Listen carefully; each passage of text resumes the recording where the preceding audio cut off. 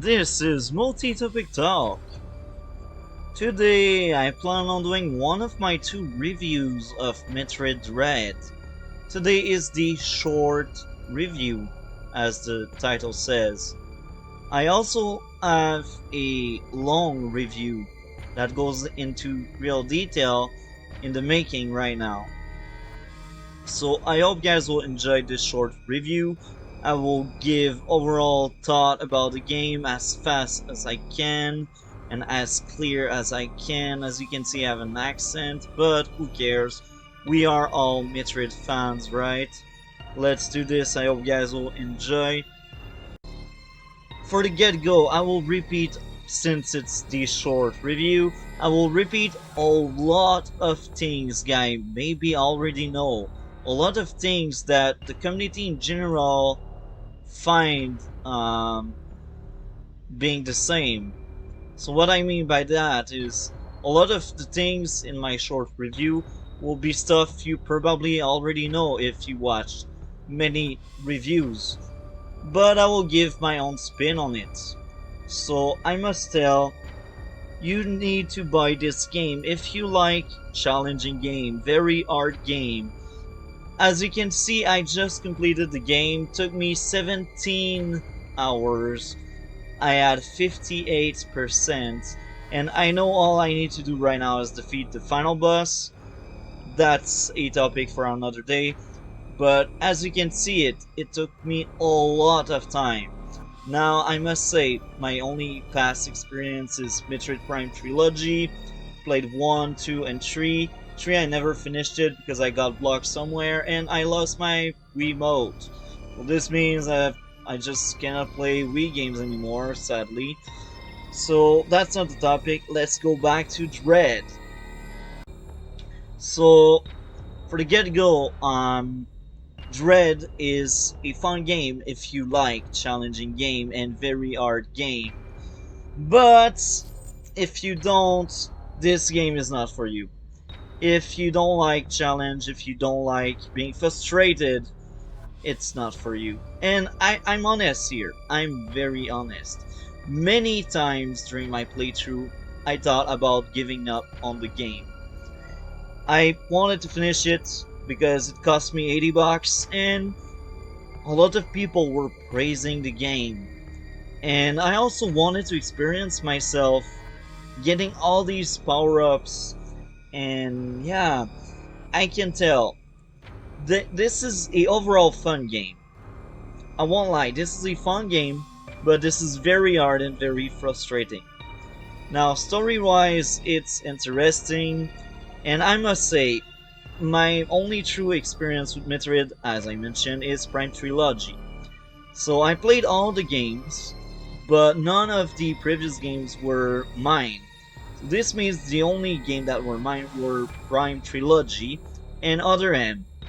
That's the only experience I have with the game, the past game. So I completed Prime 1, Prime 2, and Other M. And I must say here, this is a very different game. This is much more challenging than any other game I played. And it took me 20 hours, like 17, but that's the same.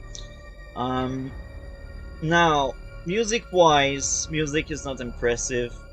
Prime Trilogy had much more good music. The levels overall, you forget them. Let's be honest here. I won't give compliment to a game if that game does not have the compliment. So, I must say, like, most of the level are the same. Catarius and Atarius, when I first started the game, I was really mixed up because they look the same. Berneria and Ferraria are really similar, and the standout level is Gavorian, but that's also the most frustrating one because of the jumps and because of all of the stuff.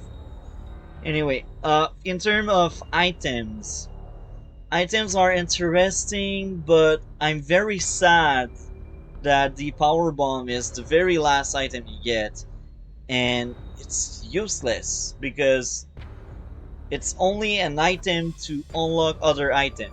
So my theory on that, they ran out of time to make the game longer, or they thought the game was long enough. So this means the power bomb is not as used as what they thought it would be. Or they truly just wanted to showcase the power bomb and tell, oh guys, we have the power bomb, so you can use the power bomb. But if that's the only reason they placed the power bomb in the game, it's very sad. I don't know their thought. I did not make the game. So, in the other items, I must say the flash step is amazing.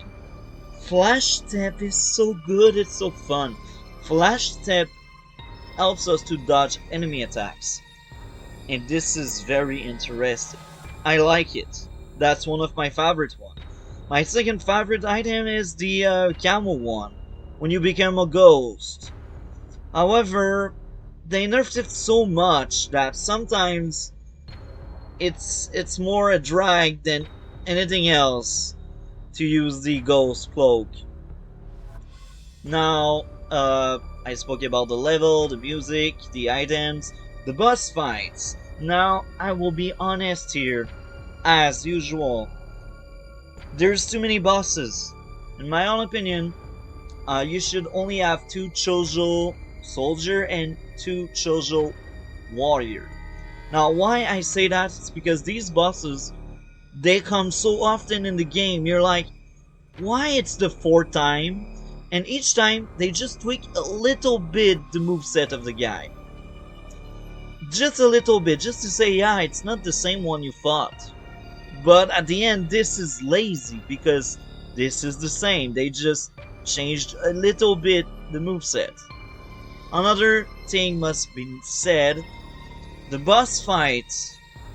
Man, the boss, it's retarded. The damage pull they do. They remove you 1-2 energy tank by shot you're taking.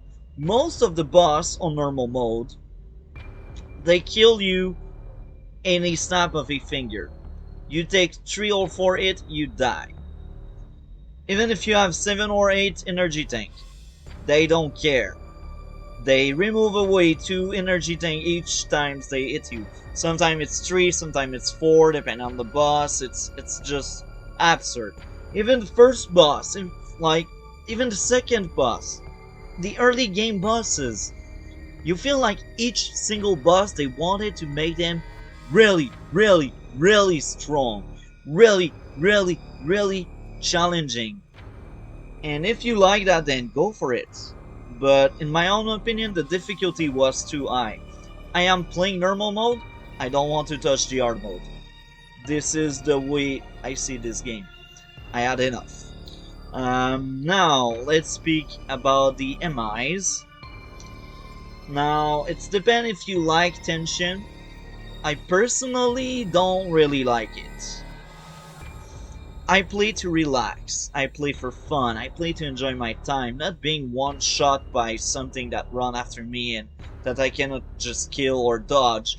Because yes, you can parry, but don't count on the parries on this one. Just don't. It's better for you if you don't count the parries. Speaking about parries, they put so much emphasis on the parries that sometimes they even force you. Most of the boss fight, you are forced into doing parries. I especially think about the final boss before the final boss. Like the last 2 boss, because I'm pretty sure the final boss force you to parry as well. The last 2 boss in the game, it's parry. You cannot beat them otherwise. You need to parry. And the window sometimes is so small, and the entire screen is flashing. So even if there's a yellow thing that appears to tell you parry, you don't have the reaction time. And that's it. That's it for the boss fights. What else? I spoke about the MIs. I think I spoke about everything. Now, overall, do I recommend this game? I will be honest. It's depend on you.